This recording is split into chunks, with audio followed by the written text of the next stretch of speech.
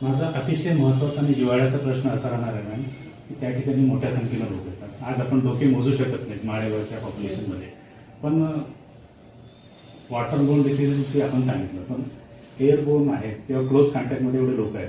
तर मला असं एक विचारायचं आहे की क्षयरोगाबाबत विशेष उपाययोजना किंवा क्षयरोगाचे रुग्ण त्या ठिकाणी कसे आयसोलेट करता येतील किंवा शोधता येतील, किंवा ज्यांना ऑलरेडी क्षयरोग झालेला आहे असे लोक त्या ठिकाणी येऊ शकतात, ते आपण नाकारू शकत नाही. तर याबाबत थोडंसं क्षयरोगाबाबत जाणून घ्यायचं ना सर. क्षयरोगाबाबत आपल्याला जाईल तर आता आपल्याला टीबी रिमेशन्स करायचं आहे, त्याबाबतही आपण प्रयत्न चालू केलेले आहेत. सर, पहिली गोष्ट आपण सीवाय टीबीचं तिथं आपण नियोजन केलं होतं. सीवाय टीबी म्हणजे कसं, जे आपले टीबीचे पेशंट आहेत त्याच्या कॉन्टॅक्टमध्ये येतात, मित्रमंडळी फॅमिली असेल, त्याचं आपण टेस्टिंग करतो. आणि टेस्टिंग केल्यानंतर आपण त्या ठिकाणी जाणवतं त्याला इन्फेक्शन आहे की नाही, आणि असेल तर त्याला आपण प्रिव्हेंटिव्ह मेजर त्या ठिकाणी देतो, पहिली गोष्ट. दुसरी गोष्ट असं आहे की बऱ्यापैकी टीबी पेशंटला की प्रोटीनची गरज असते, म्हणजे विथ मेडिसिन प्लस प्रोटीन द्यायला पाहिजे.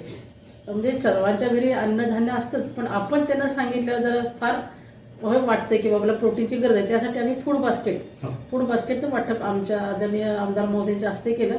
तर फूड बास्केट म्हणजे कसं असतं की पल्सेस म्हणजे डाळी आहेत, डाळीमध्ये प्रोटीन जास्त असतं, गुळ आहे, शेंगदाणे आहे आणि सोयाबीनमध्ये पण प्रोटीन चांगलं असतं. हे असं आम्ही ते फूड बास्केट वाटप केलं.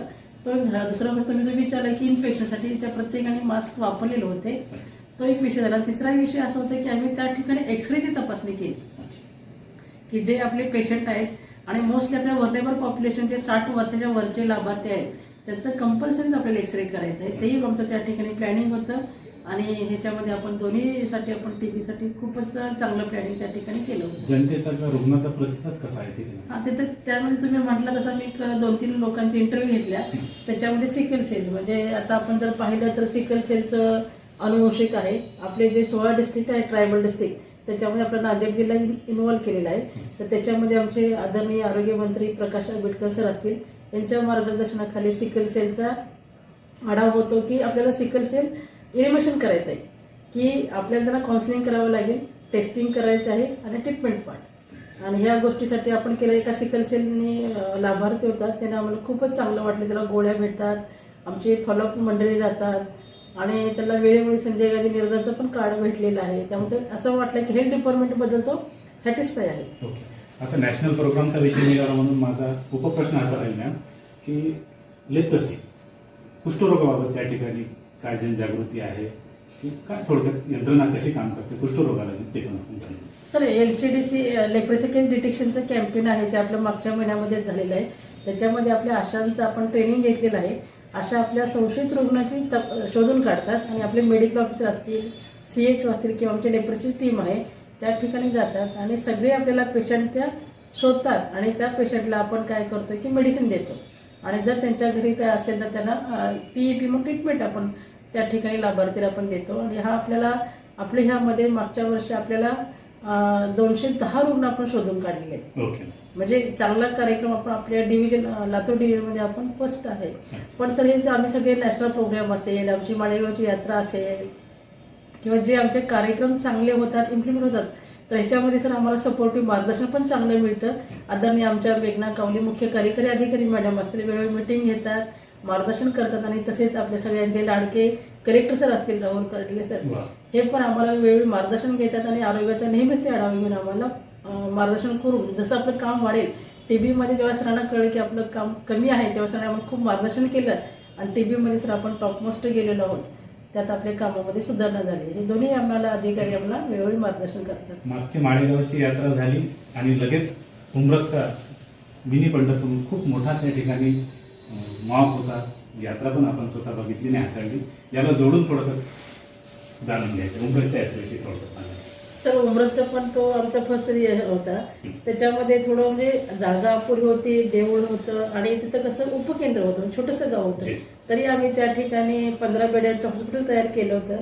आमची आरोग्याची टीम पण आम्ही त्या ठिकाणी डेप्यूट केली होती आणि तिथं आम्ही बेड, IV स्टँड म्हणजे जिथं आपल्या IVची गरज असेल किंवा O2 कॉन्सन्ट्रेशन मशीन, आमच्या ऑक्सिजन सिलेंडर असेल किंवा O2 कॉन्सन्ट्रेशन मशीनचा आम्ही जो सप्लाय होता तो त्या ठिकाणी आम्ही केला होता. आणि स्विचरिंग मटेरियल महत्वाचं, कारण यात्रेमध्ये कसं बरेचसे ऍक्सिडेंट होतात, मारामारी होतं, तर ते आम्ही त्याच्याकडे प्रोव्हिजन केलं होतं. आणि माझ्या माहितीप्रमाणे एवढी सक्सेसफुल यात्रा झाली की कुठेही आपल्याला गालबोट नाही लागलं. आपली टीम 24 तास कार्यरत होती, ॲम्ब्युलन्स होत्या आणि शिवाय आपलं पाणी शुद्धीकरण या टीम होत्या. आपण आतापर्यंत चांगलं जे काही झालं ते आपण सांगितलं. माझा प्रश्न असा आहे की दोन्ही यात्रा, मागची माळी यात्रा, आत्ता चालू असलेली यात्रा, एखादा असा आणीबाणीचा विषय आरोग्य सेवेला घेऊन सांगा किंवा अशी एखादी अप्रिय घटना कुठली घडली का, तो एक आपल्याकडून जाणून घ्यायचा आहे. नाही, तशी घटना नाही घडली. फक्त सर कसं जे तलाव वगैरे आहे तिथं थोडंसं आपल्याला प्रोटेक्शन करावं लागतं. म्हणजे बरेचसे लहान बाळं असतात किंवा इतर माणसं पोहायला वगैरे जातात, थोडं त्या ठिकाणी प्रिव्हेन्शन आपल्याला करावं लागेल.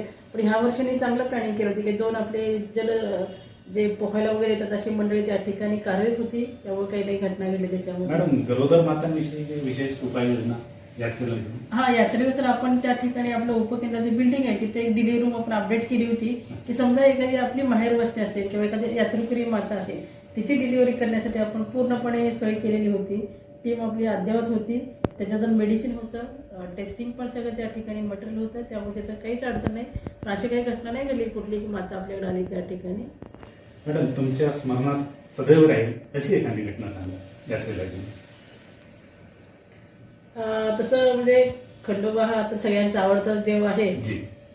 ते तर देव आपल्या लक्षात राहील. आणि एवढं मॉब आणि आपण दुसऱ्या थोडंसं पश्चिम महाराष्ट्र आणि मराठवाड्यामध्ये आपण चांगल्या प्रकारे काम करतो आणि सगळ्यांना सेवा दिलं म्हणजे त्यामुळे एक समाधान सॅटिस्फॅक्शन वाटलं. आणि त्याच्यामध्ये मला ते पशुचं खूप हे वाटलं की एवढे घोडे येतात. म्हणजे आमच्याकडे जेवढे यात्रा होतात तिथे घोडे वगैरे नाही आहेत. आणि सर आता जनतेला पण ऐकताना असं वाटलं पण सर ते गाढवाचा जे बाजार होता खूप अट्रॅक्शन वाटलं. म्हणजे मी आमच्या 2-4 आमच्या कलिगना म्हणायचे अरे छान गाढवं दिसतात. म्हणजे मला एक्सपेक्टेड होतं इतकी सुंदर गाढवं दिसतात, ते खूपच चांगले होते. किंवा आपले घोडे असतील, जे पशुचा बाजार भरला ते म्हणजे चांगलंच आहे. पशु तर चांगलं होतं, कृषीचं पण त्यांनी एकत्र बकरा होता, ओम आणि ते होतं. म्हणजे आहे अशा काहीतरी नाविन्यपूर्ण गोष्ट होतं.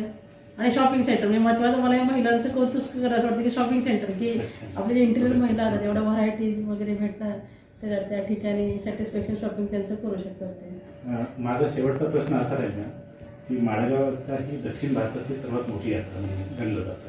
आणि या यात्रेमध्ये आंतरराज्य लोक येतात, म्हणजे अदर स्टेटमधून लोक येतात. तर या आरोग्य विभागाचे आपण कुटुंब प्रमुख, विभाग प्रमुख, जिल्हा आरोग्य अधिकारी म्हणून त्या ठिकाणी आलेल्या जनतेला आमच्या माध्यमातून आपण काय संदेश सूचना द्याल, कृपया थोडक्यात सांगा. मला असं जनतेला असं आव्हान करावं असं वाटतं, सगळ्यांनी आपल्या देवाचं दर्शन वगैरे घ्यायलाच पाहिजे.